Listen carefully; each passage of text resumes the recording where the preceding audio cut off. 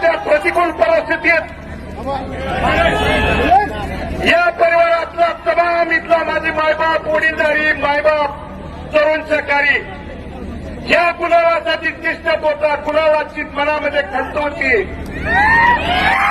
पण बाळासाहेबांच्या आशीर्वादानं, तुमच्या सगळ्यांच्या सहकार्यानं, पाठिंब्यानं आज पडणारा गुलाल, या गुलालाची आणि बाळासाहेबांची शपथ घेऊन सांगतो, भविष्य काळात जाईल तिथं जर गुलाल घेतला नाही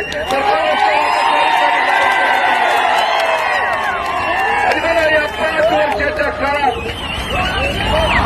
इथल्या तमाम वडीलधाऱ्यानं, तुमच्या सगळ्यांच्या सहकार्यानं, आशीर्वादानं मी या प्रतिकूल परिस्थितीत अनेक त्या ठिकाणी माझ्यावरती आरोप झाले.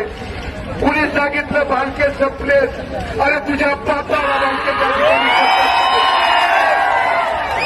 मी इथल्या पंढरपूर शहर आणि तालुक्यातल्या आणि मंगळवेढा तालुक्यातल्या देखील पंढरपूरमधली निवडणूक झाली बसवलं.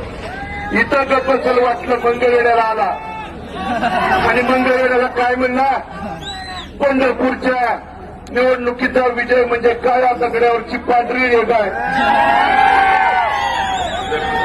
ही तुझा काळा दगड, ही तुझी पांढरी रेघ.